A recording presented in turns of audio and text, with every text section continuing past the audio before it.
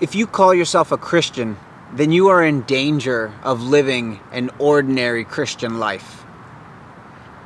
I mean, we all are, right? Because we go to work every day, or we go to school every day. We go to church. Maybe we even work at the church or volunteer at the church. We order pizza. We hang out with friends. We go shopping. We say grace before meals. Maybe we host a Bible study during the week. We surf the internet, spend some time on Facebook. We text, we read our Bible, we Twitter. And there's probably some highs, some high times, and there's some low times. But other than that, there's nothing really exceptional about the way we are living. We are living the ordinary Christian life. I was reading the book of Acts, and throughout the book it describes how the first Christians were living. And I wanted to read something to you. It's found in chapter 4, starting with verse 32, and it says this: "All the believers were one in heart and in mind. No one claimed that any of his possessions were his own or her own, but they shared everything that they had. There were no needy persons among them, for from time to time those who owned lands or houses would sell them. They'd bring the money from the sales and put it at the apostles' feet, and it was distributed to anyone who had need." I love that verse, and I want to live like that. I mean, that's how we were created to live, in community, taking care of one another. But things have gone so crazy. The way we live now is crazy.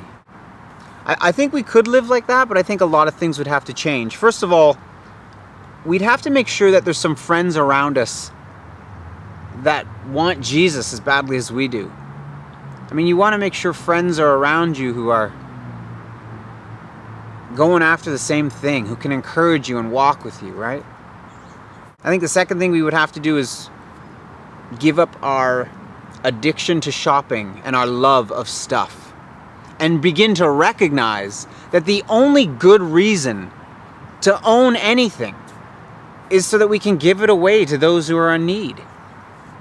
So that if we're ever in need, they would give to us and share with us, and there would be equality. We would take care of one another.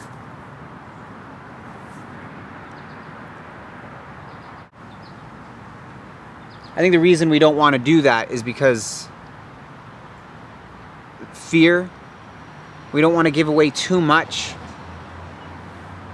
And I think it's because we don't trust God. I think if we lived on the edge and began to really give and really bless others and be dependent on God and on others, then we could testify like they did to the goodness and the faithfulness of God.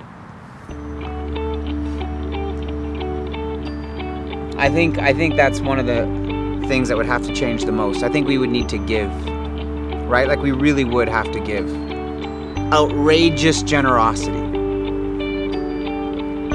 Because the truth is, the generosity that Jesus showed us was outrageous. And we should show the same kind of generosity to others.